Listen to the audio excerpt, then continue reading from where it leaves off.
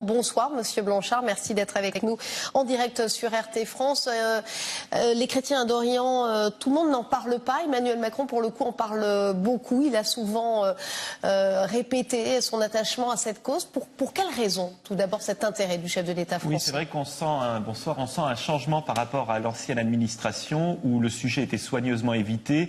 Les rares fois où François Hollande et son équipe daignaient en parler, on employait le terme générique de minorité, mais jamais spécifiquement le terme de chrétiens d'Orient. C'est vrai qu'avec Emmanuel Macron, il y a un changement, mais ce qu'on attend et ce que tous les acteurs qui travaillent dans la région attendent, c'est qu'il passe de la parole aux actes. Et pour l'instant, on a un peu du mal à voir se transformer ces paroles en actes. Alors, on va y revenir justement sur ce que vous nous dites, mais tout d'abord, quelle est la situation des chrétiens d'Orient aujourd'hui? Alors, elle est variée, bien sûr, selon les pays. Elle n'est pas la même au Liban ou en Égypte, où les chrétiens sont extrêmement nombreux. Au Liban, ils sont majoritaires, relativement, qu'en Syrie ou en Irak. En Irak, la situation est extrêmement difficile, puisque s'ils étaient environ 1,5 million avant l'invasion américaine en 2003, ils sont aujourd'hui moins de 300 000. Certains parlent même de 200 000 sur tout le territoire, ce qui est un nombre extrêmement faible en pourcentage de la situation.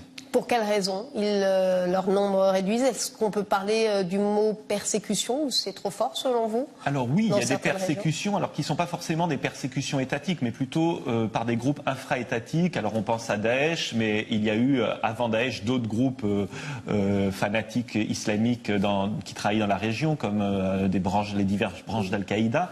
Mais il y a également l'instabilité, l'insécurité et les difficultés économiques qui frappent plus particulièrement les chrétiens en tant que minorité que la majorité musulmane. Ce qui ne veut pas dire que la majorité musulmane soit épargnée par cette insécurité, par la violence et par les difficultés économiques. Alors, vous nous parliez en préambule, il faut maintenant passer des paroles aux actes. Que peut précisément faire la France pour ces chrétiens d'Orient? C'est compliqué, j'imagine, d'agir. Alors déjà, le rapport de M. Persona insiste, je crois, beaucoup sur le patrimoine et la francophonie, et je m'en réjouis parce que nous, à SOS Chrétiens d'Orient, ça fait 5 ans qu'on travaille dans ce sens, et parfois bien seul. Parce que par exemple, en Syrie, nous sommes la seule association française présente sur le terrain en permanence depuis 5 ans.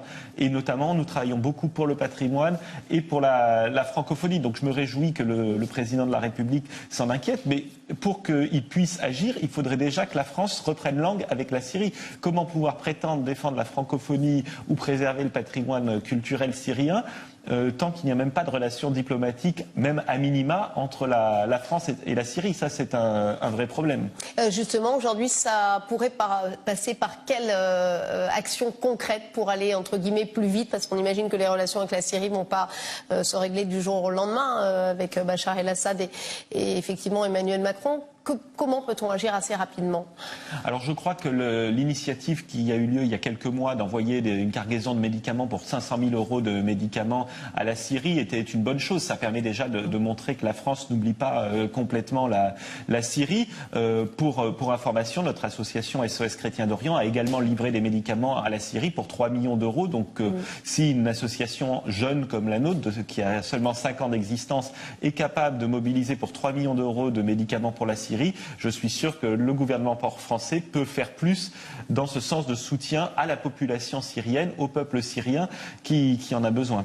On sait que la Russie, notamment Vladimir Poutine, défend beaucoup les chrétiens d'Orient. Est-ce qu'on pourrait imaginer une forme de coopération avec la Russie dans ce domaine et avec d'autres pays? Pourquoi Oui, pas? bien sûr. Je crois d'ailleurs que c'était ce qui s'est passé pour cette livraison, puisque je crois que c'est un avion russe qui avait acheminé depuis la base aérienne de Châteauroux jusqu'en Syrie cette cargaison de médicaments envoyés par le gouvernement français. Donc oui, sûrement qu'il est possible d'avoir une coopération.